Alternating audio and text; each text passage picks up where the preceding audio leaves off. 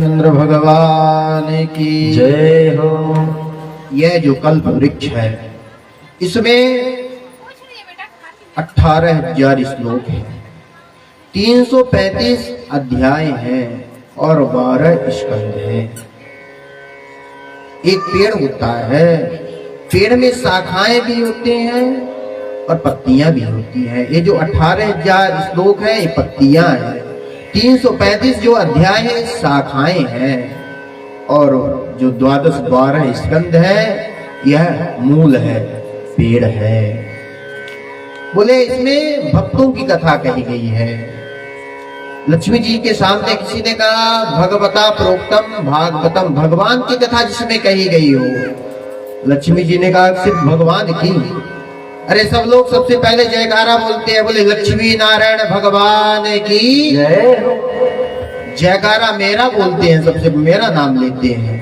लेकिन इसमें केवल भगवान भर की कथा कही गई है। बोले नहीं, भगवत्या प्रोक्तम भागवतम, जिसमें भगवान के सहित भगवती की भी कथा गाथा गाई गई हो, ऐसा है यह पुराण। तेनेयम वांगमयी मूर्ति प्रत्यक्षा वर्तते हरि। जब भगवान इस धराधाम से प्रस्थान करने लगे गोलोक धाम को, उद्धव जी देख रहे थे। उद्धव जी ने कहा प्रभु मुझे भी नहीं रहना है, मैं भी आपके साथ चलूंगा। भगवान ने कहा उद्धव अरे तुम भी चले जाओगे, मेरे काका विदुर हैं और भक्त हैं, कहाँ जाएंगे? ये सब तैयार हो जाएंगे मेरे साथ जाने के लिए, मैं किसे किसे साथ में लेकर के जाऊंगा, मैं कहीं नहीं जा रहा हूं। उद्धव जी ने कहा प्रभु मैं तो सुना कि आप जा रहे हैं, भगवान अपना दिव्य स्वरूप श्रीमद् भागवत में ही समाहित कर दिए, इसलिए भगवान का वांगमय स्वरूप है। यह जो श्लोक इसमें लिखे हैं इसमें भगवान की गाथा, भगवान के स्वरूप का ही वर्णन है, भगवान ही है। इसलिए कहते हैं श्लोकार्थम श्लोक पादम या स्मरणात् ध्रुवम, जो भागवत के एक श्लोक का एक पाद का और ना हो सके तो श्रीमद् भागवत का जो दर्शन करता है, दर्शन मात्र से ही भागवत भगवान सबके पाप ताप संतापों को नष्ट कर देते हैं। ऐसा यह भगवान का वांगमय स्वरूप है। बहुत सुंदर मंगलाचरण करते हैं। जन्माद्यस्य यतोऽन्वयादितरतश्चार्थे सुविज्ञास्वरा तेने ब्रह्म हृदाययादिकवये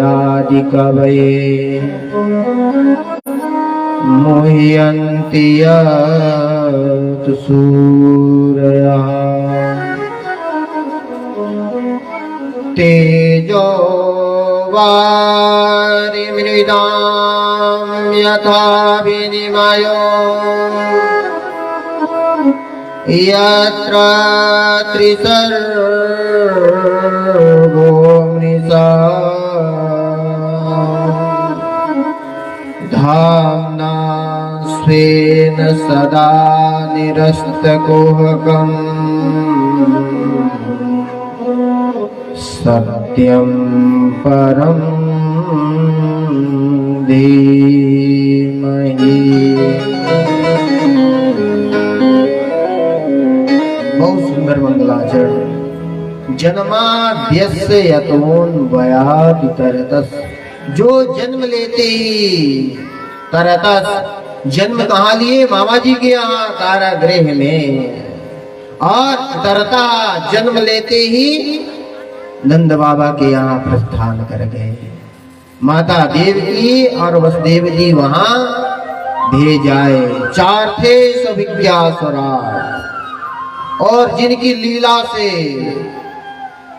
ब्रह्मा भी मोहित हो जाते हैं। ब्रह्मा जी देख रहे थे, बताओ ये भगवान हो सकता है? गोप बालों के साथ बैठ करके इनका झूठा गाता है, लेकिन भगवान हो सकता है। मुह्यन्ति यत् सूर्या, ब्रह्मा भी मोहित हो गए, विद्वान पुरुष भी मोहित हो जाते हैं उसकी माया से। तेजो वारी, इनकी सुंदर मधुर मुरली की तान को सुन करके जो जल है, जल पाषाण स्वरूप में हो जाता है और पाषाण पत्थर पिघल जाता है। इतनी सुंदर बांसुरी के निनाद करते, कहते इनका इतना दिव्य स्वरूप है, सर्प और बिच्छी भी अपने विष को भूल जाते हैं। ऐसा दिव्य स्वरूप है, इतनी दिव्य छटा है। धामना स्वेन सदा निरस्त। कभी लोग इन्हीं की ही गाथा गाते रहते हैं।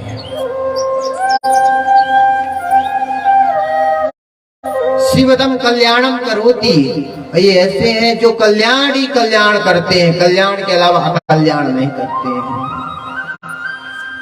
ऐसे सत्य स्वरूप परमात्मा का हम सब चिंतन करते हैं, जिनमें कोई विकार नहीं, विकारों से रहित है और सत्य स्वरूप है। तो गोस्वामी जी ने कहा है ना, धर्म न दूसर सत्य समाना, धर्म न दूसर सत्य समाना,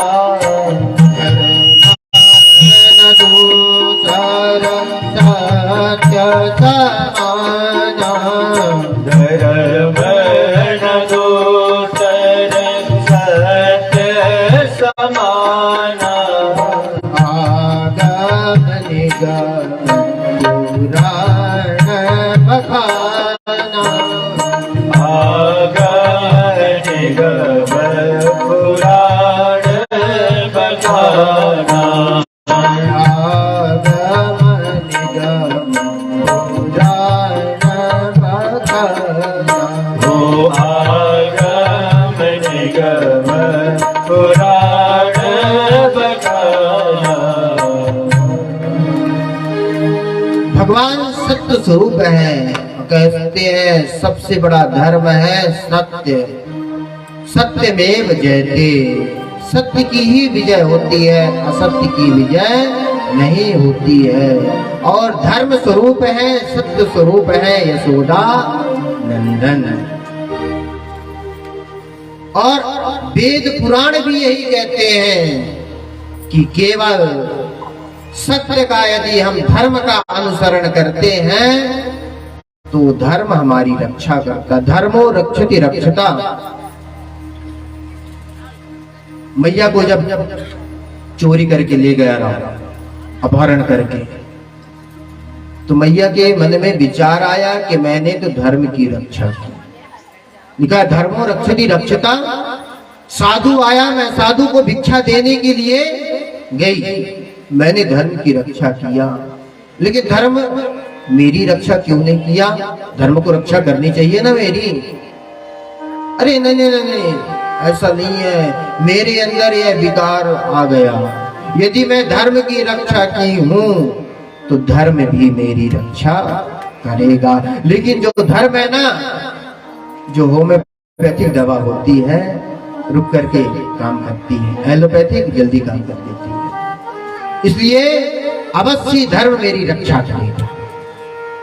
और जब धर्म ने रक्षा किया मैया, तो समूल कर अधर्म पहले बड़ई, सुख पावई बहुभांति, शत्रुंजय कर आप पुनि मूल सहित विचाई।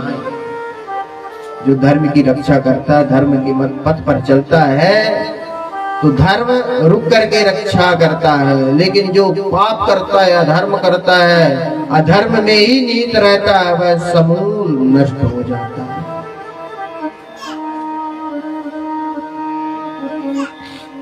बोलते धर्म यही है और अधर्म भी यही है। सब हमारे अंदर विद्यमान है। हम जब कोई गलत कार्य करने के लिए तैयार होते हैं, तुम्हारे अंदर जो बैठा हुआ परमात्मा, आत्मा में परमात्मा है ना, और परमात्मा कह देता है नहीं ऐसा मत करो, ये गलत कार्य है, यदि ऐसा करोगे तो पाप भी लगेगा। और पाप के साथ तो सबसे बड़ा पाप जहां भगवान का जन्म हुआ था वहां तुम्हें जाना पड़ेगा। फिर वहां क्या क्या यातनाएं सहनी पड़ेगी तुम ही जानना। लेकिन जब हम अपनी आत्मा की बात को नहीं मानते हैं, परमात्मा की पुकार को नहीं मानते हैं और चोरी कर बैठते हैं, चोरी करने के बाद चले जाते हैं, फंस गए यदि चले जाते हैं। हमारे अंदर ही है, गलत कार्य करते हैं तो हमारा चित्त बोल देता है गलत है। सही करते हैं, सही में भी कहते हैं भैया जब कोई परेशानी में फंस जाते हैं, कोई बार बार पूछने लगता है क्या करोगे क्या करोगे, बोलते रुक जाओ थोड़ी स्थिर रहो, मैं चिंतन कर लूं। कहते हैं चिंतन को बढ़ाना चाहिए और चिंता को घटाना चाहिए। चिंता से चतुराई घटे, चित से घटे शरीर, पाप किए लक्ष्मी घटे, कह गए दास कबीर।